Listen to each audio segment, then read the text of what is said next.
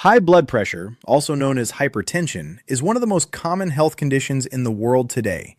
And yet, many people overlook one simple daily habit that may influence it: how much water they drink. Most people focus on medications, cutting salt, or exercising more, which are all extremely important, but hydration often doesn't get the attention it deserves. Today, we're going to explore what actually happens to your blood pressure when you drink more water, what science says about hydration and cardiovascular health, and how simple changes in your daily fluid intake could potentially support better heart health. Before we dive deeper, make sure you like this video and subscribe to our channel so you never miss evidence-based health insights like this. Also, check the description box for the sources and references used in today's video so you can explore the research yourself. This video is sponsored by an affiliate product called Moringa Magic. If you're looking for additional nutritional support alongside healthy lifestyle habits, you may want to check it out through the link in the description box. Moringa Magic is a dietary supplement built around the powerful moringa plant, which is widely known for its dense nutritional profile. Moringa contains a variety of vitamins, minerals, and antioxidants that can help support energy levels, metabolism, and overall vitality. The supplement works by harnessing these natural compounds to support detoxification, metabolic function, and liver health. When taken regularly, it may help promote better energy levels and support weight management efforts. If you're interested in learning more about Moringa Magic and how it might complement a healthy lifestyle, you can find the details and the affiliate link in the description below. Let's start with the basics. High blood pressure occurs when the force that your blood exerts against the walls of your arteries remains consistently elevated. Over time, this increased pressure can damage blood vessels and increase the risk of heart disease, stroke, kidney disease, and other serious health problems. Many factors influence blood pressure, including genetics, diet, physical activity, stress, and body weight. But hydration also plays an important role in how your circulatory system functions. Your blood is composed largely of water. In fact, plasma, the liquid portion of blood, is mostly water and acts as the medium that carries nutrients, hormones, oxygen, and electrolytes throughout the body. When you are adequately hydrated, your blood volume remains stable and circulation can function efficiently. But when your body becomes dehydrated, the situation changes. When you're dehydrated, the volume of fluid in your bloodstream decreases. As blood volume drops, the concentration of electrolytes such as sodium increases. This imbalance can trigger the release of a hormone called vasopressin. Vasopressin helps regulate water retention in the body, but it also causes blood vessels to constrict, meaning they narrow. When blood vessels narrow, the pressure inside them rises. This is one of the mechanisms through which dehydration may contribute to elevated blood pressure. Research has suggested that people with high blood pressure may actually be less hydrated on average compared with individuals with normal blood pressure. A study published in 2022 observed this association and suggested that maintaining proper hydration could be an overlooked component of cardiovascular health. Drinking enough water may help restore fluid balance, dilute excess sodium in the bloodstream, and reduce the physiological triggers that cause blood vessels to constrict. However, hydration is not simply about drinking as much water as possible. Balance is critical. A commonly recommended guideline is about 6 to 8 glasses of water per day, which equals roughly 64 fluid ounces. Many studies examining hydration and cardiovascular health use this range as a general baseline. But individual needs vary significantly. Several factors influence how much water your body actually requires. Age plays a role because metabolic processes change as we grow older. Body weight also matters, since larger bodies generally require more fluid to maintain proper circulation and temperature regulation. Climate is another key factor. If you live in a hot environment or spend long periods outdoors, your body loses more fluid through sweat.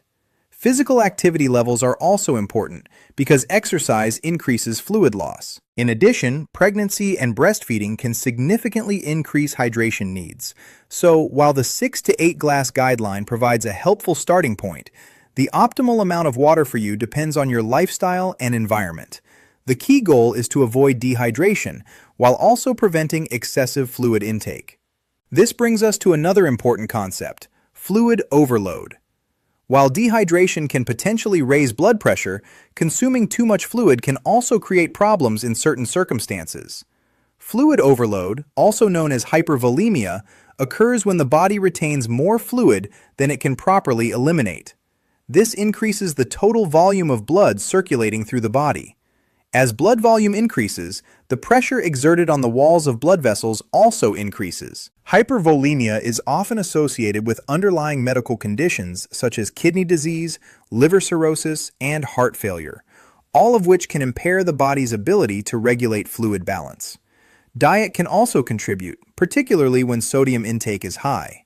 Salt encourages the body to retain water, which increases blood volume and places additional strain on the cardiovascular system. Because of this, maintaining healthy blood pressure involves achieving the right balance, avoiding dehydration while also preventing excessive fluid accumulation. Interestingly, water isn't the only beverage that may support healthy blood pressure levels. Several drinks contain compounds that influence blood vessel function. Beet juice, for example, contains natural nitrates that the body converts into nitric oxide. Nitric oxide helps relax and widen blood vessels, which can reduce systolic blood pressure. Some research published in 2024 suggests that daily beet juice consumption may help individuals with hypertension. Tomato juice is another option that has shown promise in research. Studies involving adults with high blood pressure and elevated LDL cholesterol found that drinking unsalted tomato juice regularly for a year improved both blood pressure and cholesterol markers, which could reduce cardiovascular risk. Pomegranate juice is rich in polyphenols, plant compounds with strong antioxidant properties. Analyses of randomized controlled trials suggest that these compounds may help reduce blood pressure by improving blood vessel function and reducing oxidative stress. Cranberry juice has also been studied. In one study involving adults with excess body weight and high blood pressure, consuming approximately 16 ounces per day for 8 weeks resulted in measurable reductions in blood pressure. Tea, especially green tea, is another beverage frequently studied in cardiovascular research. Both green and black tea contain bioactive compounds called catechins and flavonoids that support vascular health. Drinking tea consistently over several months may contribute to modest reductions in blood pressure. Electrolyte-enhanced water may also offer benefits in certain situations. Minerals such as magnesium, calcium, and potassium influence how blood vessels contract and relax. Some studies suggest that people who drink water containing these electrolytes may have a lower risk of hypertension compared with those who drink plain water alone. However, it's important to be cautious about beverages containing sodium, since excess sodium can elevate blood pressure. Of course, hydration is just one piece of the larger puzzle.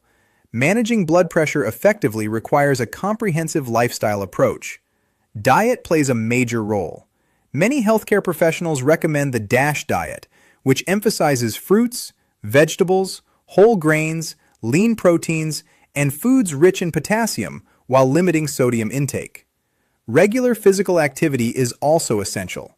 Health guidelines generally recommend at least 150 minutes of moderate exercise per week, or 75 minutes of vigorous exercise. Exercise improves blood vessel elasticity, enhances circulation, and helps regulate body weight.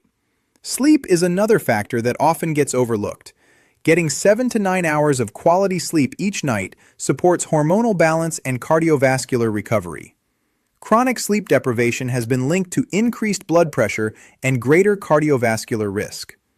Avoiding smoking is also critical, since tobacco use directly damages blood vessels and raises blood pressure.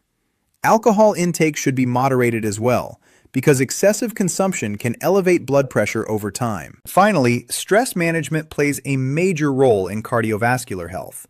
Chronic stress can trigger hormonal responses that increase blood pressure. Techniques such as meditation, mindfulness practices, physical activity, and even relaxing activities like listening to music can help regulate stress responses. So, while drinking enough water won't magically cure high blood pressure on its own, it can play a meaningful supporting role within a broader, heart-healthy lifestyle. Maintaining proper hydration helps stabilize blood volume, supports electrolyte balance, and may reduce some of the physiological triggers that contribute to elevated blood pressure. If you found this information helpful, remember to like this video and subscribe to the channel for more science-based insights on heart health, blood pressure, and metabolic disease. And don't forget to check the description box for the research sources mentioned in this video, as well as the link to the sponsored product, Moringa Magic, if you'd like to learn more about it.